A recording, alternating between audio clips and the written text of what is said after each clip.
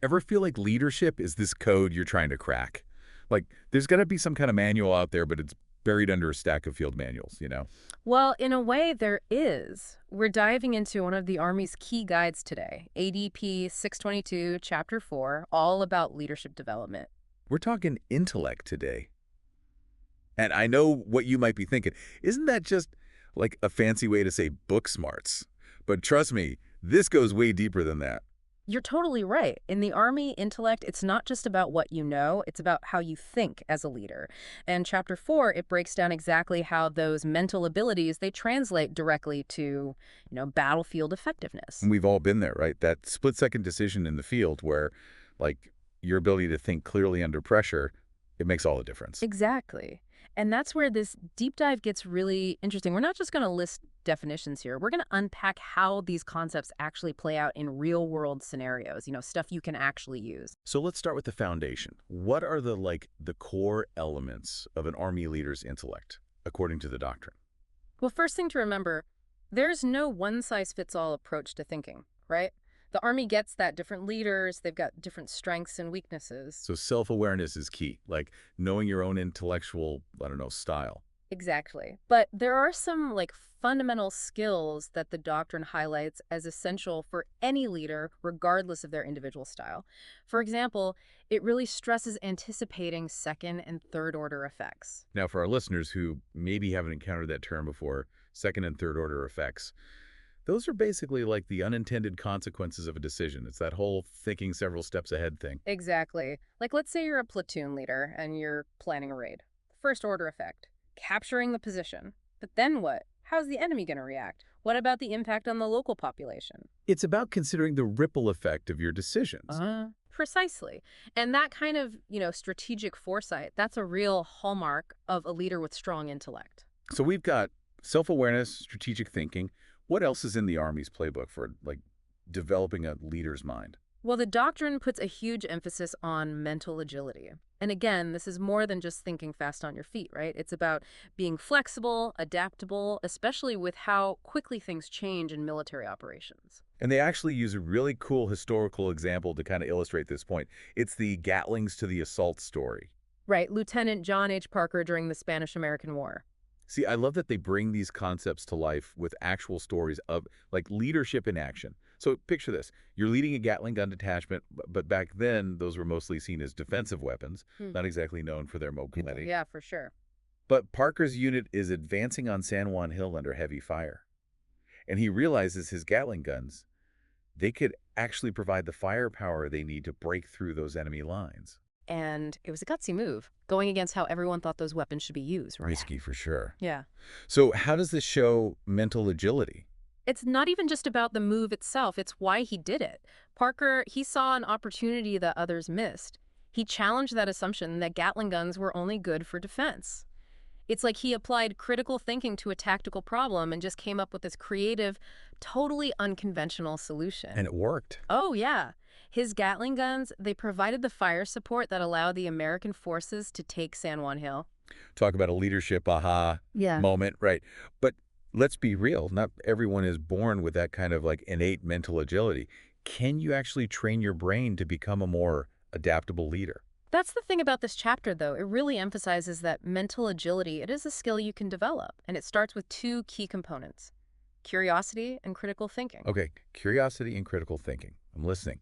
So what does, like, being intellectually curious, what does that even look like when you're in a leadership role? It's about always wanting to understand things on a deeper level, asking why, a lot of why, but also being open to new info, different ways of seeing things. So not just getting stuck in your own head or, like, doing things because that's how they've always been done. Yeah. It's more about looking for new knowledge, new ideas actively. Exactly. Whether that's books, articles, training, or even just talking to people who've got different experiences, different viewpoints, it's about challenging what you think you know, getting a bigger picture of, like, the world. Because in the field, things are always moving. Right? The enemy changes tactics, the terrain's different everywhere you go. You got to be able to like adapt your thinking right along with it. For sure. But even curiosity, it's not enough on its own. You got to be able to take all that new info and actually process it. Separate the BS from what's real. See if there's any bias. And that's where the critical thinking part comes in. Exactly. Being able to analyze information objectively, like really evaluating evidence so you can form those judgments that are actually well reasoned. Which is huge EE in the heat of the moment. When you've got to decide fast, often with like barely any info to go on. Think about a time when you were facing a real challenge in the field. How'd you cut through all the noise? How'd you figure out the best way to go? Weighing risks and benefits for every option, right? Thinking about what could happen right then and way down the line. And that's sound judgment in a nutshell, which, wouldn't you know it, is the next big element of intellect from the doctrine. And they use a quote here from like a total leadership legend, General Omar Bradley. He said, "Judgment comes from experience, and experience comes from bad judgments." Which at first kind of sounds like go make bad calls so you can learn, but obviously that's not it at all. It's more about recognizing that you're going to screw up, especially in the military. It's unavoidable. But the key is like, how do you pull valuable lessons out of those mistakes? How do you actually use them to get better? Right. Every single decision, mission, every challenge, whether it goes smooth or totally sideways, it's a chance to learn and grow. Like you're building up this mental database of, okay, noted, won't do that again. So next time you're more ready. Exactly. And the doctrine really emphasizes this. Sound judgment, it's especially crucial for those split-second calls when you don't have time to debate for an hour. So in those high pressure moments, how do you balance that, like trusting your gut, but also making calculated decisions, using what you actually know?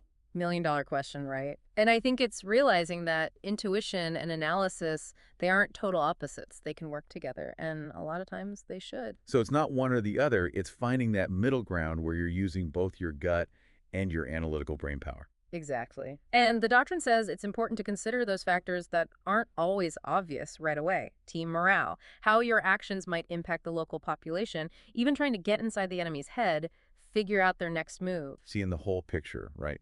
Understanding how everything connects, and then making it the best call you can, even with whatever info you've got, which might not be much. Because let's be real, in the military, there isn't always a perfect, clear answer. Sometimes it's about making the best out of a really crappy situation. Being okay with calculated risks, dealing with the unknown, but still trusting yourself to make those sound judgments.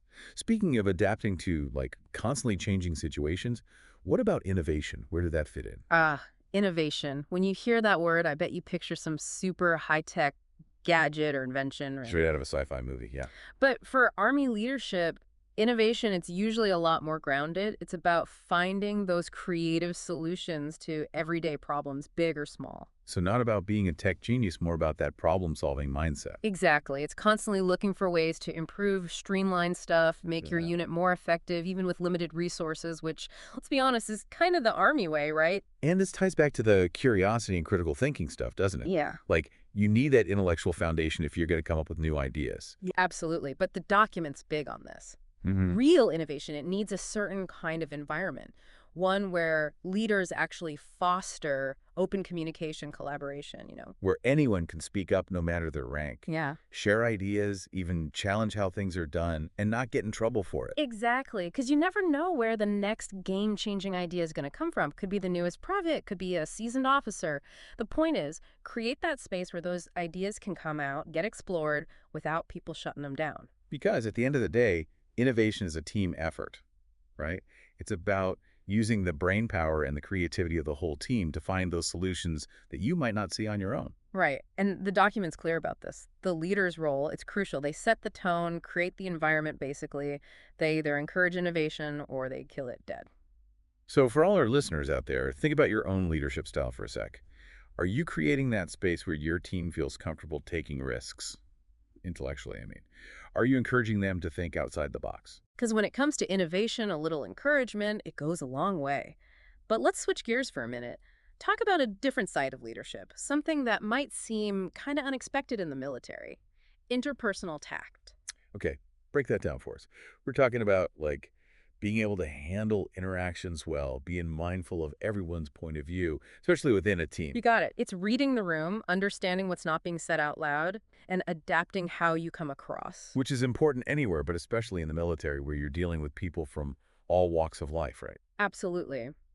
And the document, it highlights this key part of interpersonal tact that's essential for leaders: emotional intelligence. Yeah, that's a buzzword if I've ever heard one. What's it actually mean, practically Yeah. speaking? Like for Army leaders specifically. It means being aware of your own emotions and how to manage them, but also being tuned in to the emotions of the people around you. So self-awareness, but also empathy. Understanding how what you do and say affects others. You got it. And the document really emphasizes this. Leaders, especially, they got to keep their cool even when things are going haywire. Because if the leader freaks out, everyone freaks out, right? Right. The leader's emotional state, it sets the tone for the whole damn unit.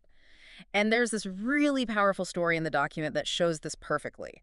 Those guys can't shoot.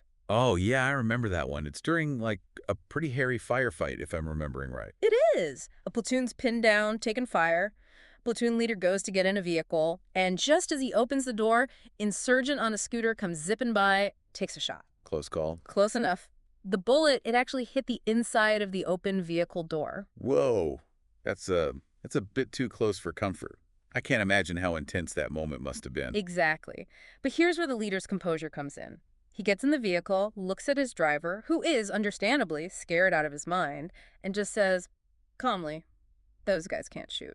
Which, I mean, you could take that as just trying to sound tough, but I feel like there's got to be more to it than that.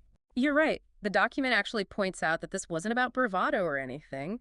The platoon leader was probably just as rattled as his driver, but he understood that right then his driver, he didn't need more panic. He needed someone to be steady. He needed to see that calm, even if, deep down, the leader didn't totally feel it himself. Exactly. And because he did that, the driver, he calmed down too, which in that moment was crucial for them to get out of there safely. Crazy how just a few words at the right time can totally change things. It really is. And it shows you just how much emotional intelligence matters for good leadership. Because sometimes the most important thing you can do as a leader is be that calm, that confidence, even when everything's going nuts around you. Be the steady hand on the wheel no matter how rough the road gets. You got it. And that brings us to our final element of intellect from the document: expertise. Okay, so when we say expertise here, we're not just saying be book smart, are we? Nope. Education, training, super important, don't get me wrong, but real expertise, that comes from this mix of knowledge, skills, and just plain experience. Taking what you learn from a textbook, from the classroom, and actually using it out in the real world. Exactly. And the document actually breaks expertise down into a few different types, each one important for Army leaders. We'll start with tactical knowledge. So this is like knowing the ins and outs of military operations, right? Tactics, techniques, all those procedures, knowing how to actually use your troops and your resources to get the job done. Bingo. It's like leadership 101. And I bet this is an area where experience really matters. Big time. But here's the thing. Tactical knowledge, it's not something you learn once and then you're good to go, right? This stuff is always evolving. So you got to stay sharp, keep learning, keep adapting your whole career. Exactly. Think about it. Technology's always changing. Enemy tactics, geopolitics, it's all in flux.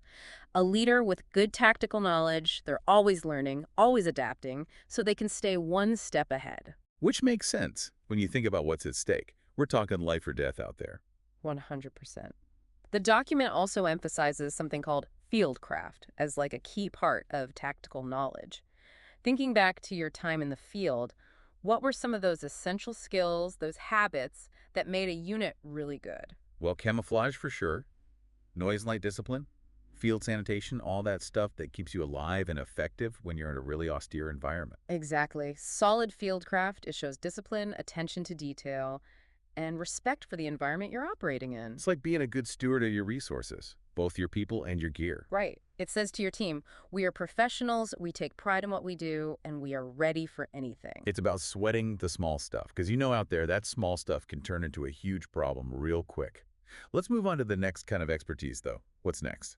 Up next, technical knowledge. Okay, so if tactical knowledge is like the how of military operations, is technical knowledge more the what, like the stuff itself? Kinda, yeah. It's about understanding the equipment, the weapon systems, the tech that's used in the field. And knowing how to use it all effectively. Bingo.